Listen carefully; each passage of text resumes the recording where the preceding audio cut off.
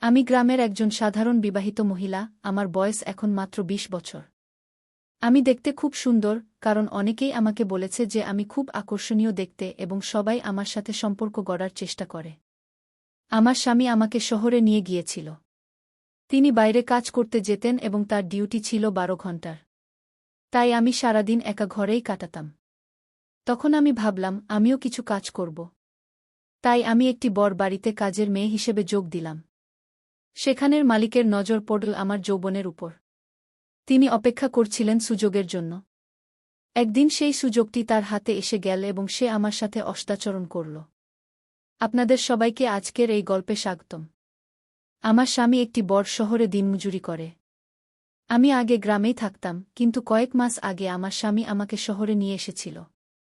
সে আমাকে একটি ঝুপড়ি বস্তিতে ভাড়া করা ঘরে রাখত। আমাকে রান্না থেকে শুরু করে সব কাজই সেই ঘরেই করতে হতো। সেখানে টয়লেটেরও সুবিধা ছিল না। সকাল সন্ধ্যা রাস্তার ধারেই যেতে হতো। প্রথম দিকে খোলা জায়গায় গোসল করতে খুব লজ্জা হতো, কে দেখে ফেলবে এই ভয়ে থাকতাম। কিন্তু ধীরে ধীরে আমি সেই পরিবেশের সাথে মানিয়ে নিলাম। আমার স্বামী সকাল ৮টায় নাস্তা করে এবং টিফিন নিয়ে বেরিয়ে যেত, তারপর রাত ১০টার আগে ফিরত না। তার ডিউটি ছিল ১২ ঘণ্টার। যখন আমার স্বামীর মাসিক বেতন আসত, আমি না জেনেই বুঝে যেতাম যে আজ তার বেতন এসেছে, কারণ সেদিন সে মদ্যপান করে আসত এবং আমার জন্য মিষ্টি আনত। আর সেই রাতে সে আমার সাথে দুর্ব্যবহার করত। কিন্তু সে আমাকে খুব ভালোবাসত।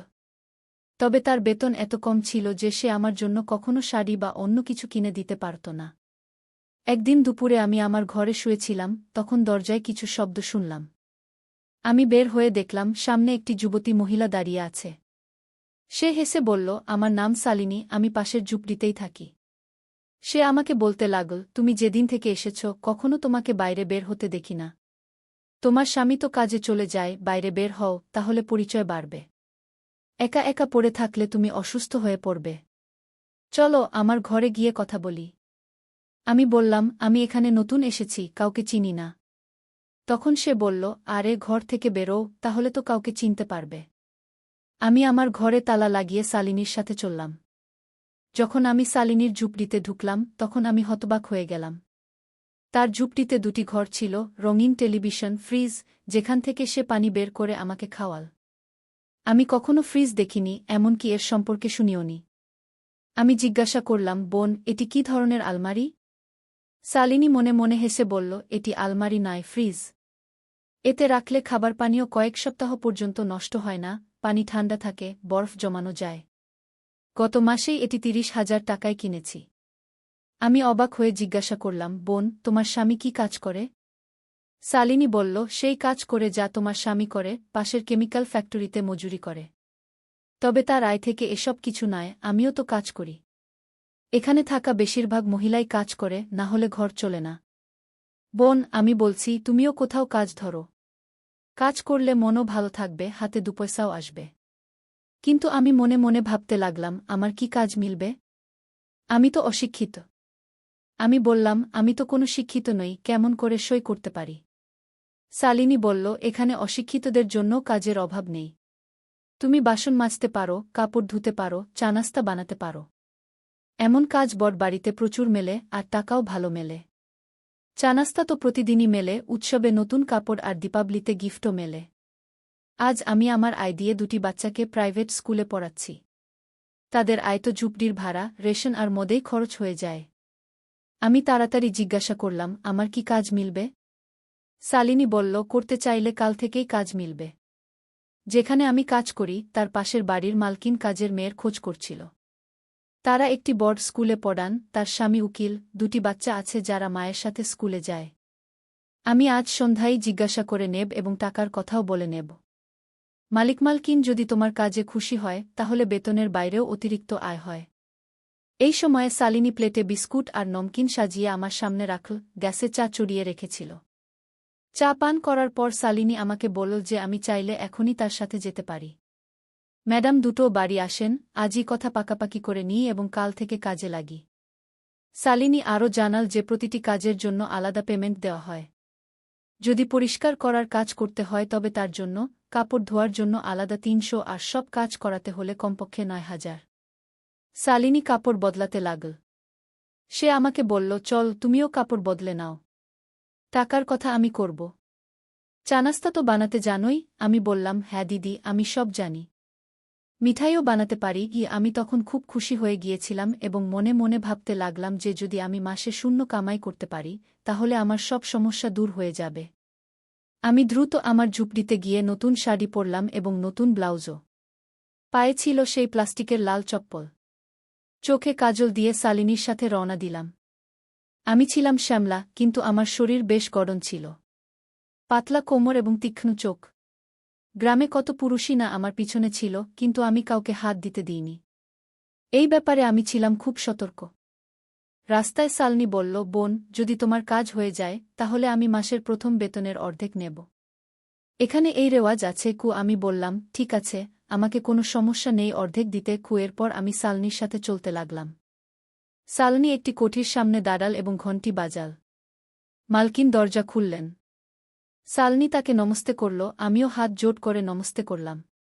শালিনী 2 বছর আগে তাদের বাড়িতে কাজ করেছিল। গেট খুলে ভেতরে যেতেই শালিনী বলল, ম্যাডাম, আমি আপনার জন্য একজন বাই নিয়ে এসেছি। মালকিন বললেন, আচ্ছা, বাই তো বেশ সুন্দর। আগে কোথাও কাজ করেছে? ম্যাডাম আমাকে জিজ্ঞাসা করলে শালিনী উত্তর দিল, এখনই গ্রাম থেকে এসেছে, কিন্তু সব কাজ জানে। মিঠাই এমন বানায় যে খেলে আঙুল চেটে খেতে ইচ্ছে করবে। সে আমার এলাকারই, তাই আমি আপনাদের কাছে নিয়ে এসেছি। এখন বলুন, কতগুলো কাজ করাতে চান? ম্যাডাম বললেন, দেখো শালিনী, সব কাজই করাতে হবে। সকালে নাস্তা এবং দিনে লাঞ্চ বানাতে হবে। রাতের ডিনার আমি নিজেই বানিয়ে নেব। কাপড় ধুতে হবে, পরিষ্কার পরিচ্ছন্নতা, বাসন মোছা, এই সব কাজ।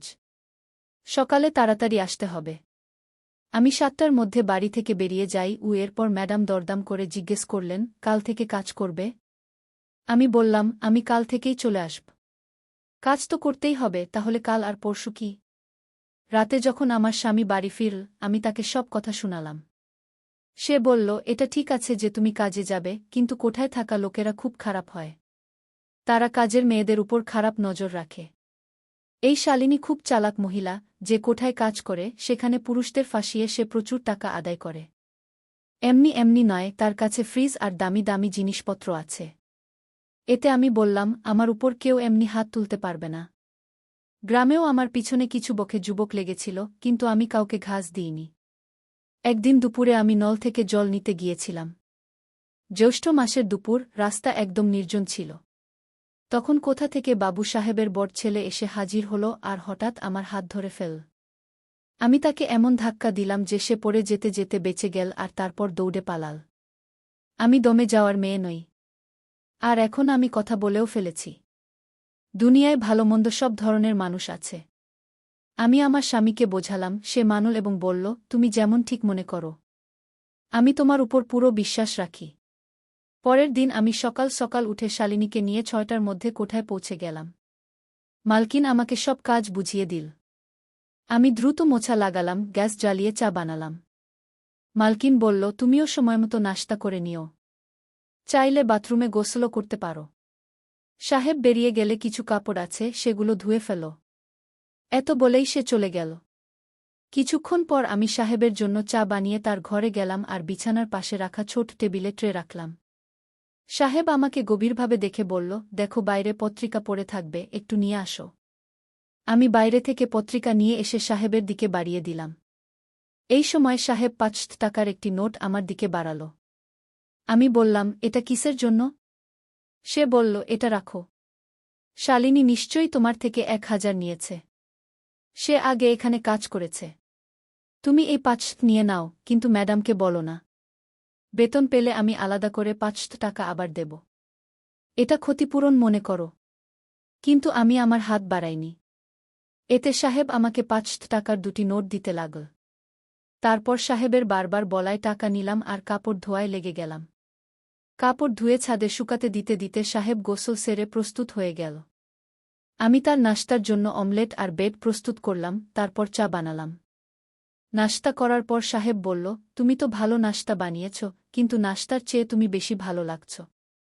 চা দেবার সময় আমি ইচ্ছে করে ব্লাউজের বোতাম আলগা করে দিলাম আর ওড়নার কিনারা সরিয়ে দিলাম। সাহেবও খুব তীর্যক দৃষ্টিতে তীর ছুটছিলেন।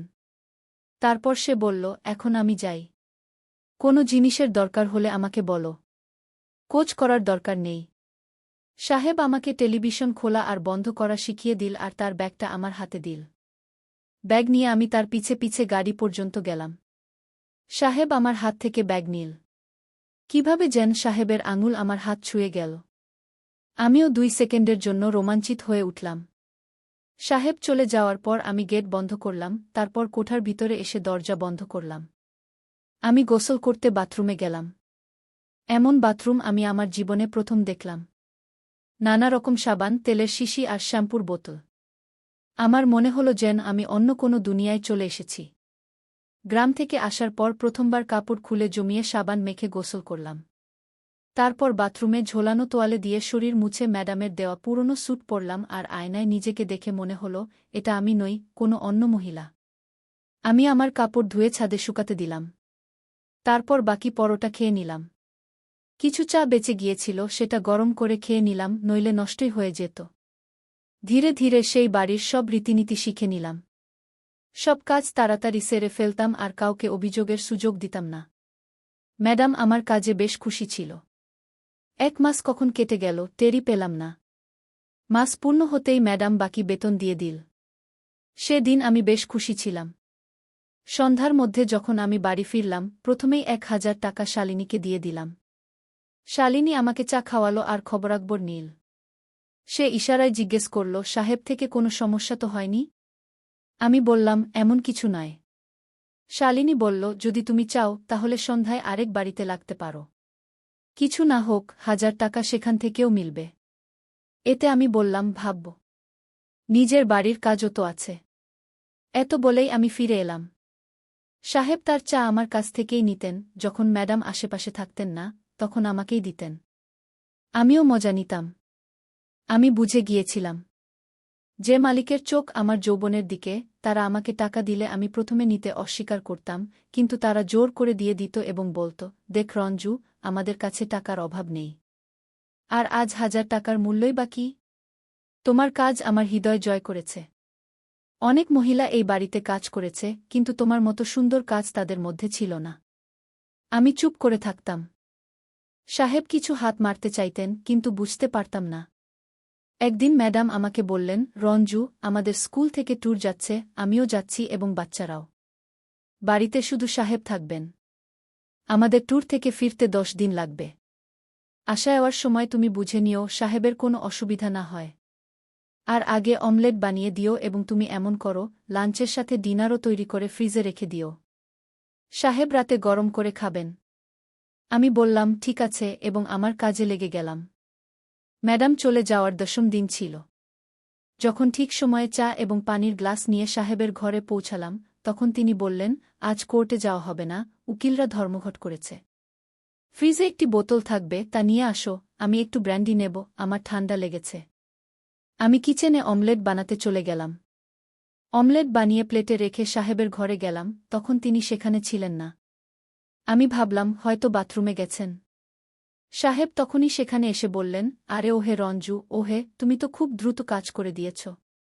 তুমি খুব ভালো। এসো চা খাও, এবং বললেন, এটা নাও 5000, তোমার পছন্দের শাড়ি কিনে নাও। আমি বললাম, কোনো কাজের টাকা সাহেব? বেতন তো আমি নিয়েই থাকি। আরে নাও নাও, টাকা অনেক কাজে লাগবে। না বলো না। বলতে বলতে সাহেব আমার হাত ধরে ফেললেন এবং টাকা আমার ব্লাউজে ঢুকিয়ে দিলেন। আমি পিছিয়ে গেলাম, তখন সাহেব আমার ব্লাউজে হাত ঢুকিয়ে দিলেন এবং ব্লাউজের বোতাম ভেঙে গেল। আমি জোরে ধাক্কা দিলাম, সাহেব বিছানায় পড়ে গেলেন। এই সময় আমিও তার উপর পড়ে গেলাম। আমি জোরে একটি চুম্বন গালে লাগালাম এবং বললাম, সাহেব 5000 আর দাও, দেখো ম্যাডাম বাচ্চাদের নিয়ে আসছে। সাহেব বললেন, তুমি দ্রুত এখান থেকে চলে যাও এবং তোমার পুরো পার্স আমাকে দিয়ে দাও। বন্ধুরা, এরপর যা ঘটেছে তা সব এই ভিডিওর পার্ট 2তে আমরা শীঘ্রই নিয়ে আসব। যদি আপনি প্রথমবার আমাদের চ্যানেল দেখছেন, তবে চ্যানেলটি সাবস্ক্রাইব করতে কষ্ট করুন এবং গল্পটি ভালো লাগলে ভিডিওটি লাইক ও শেয়ার করুন। ধন্যবাদ।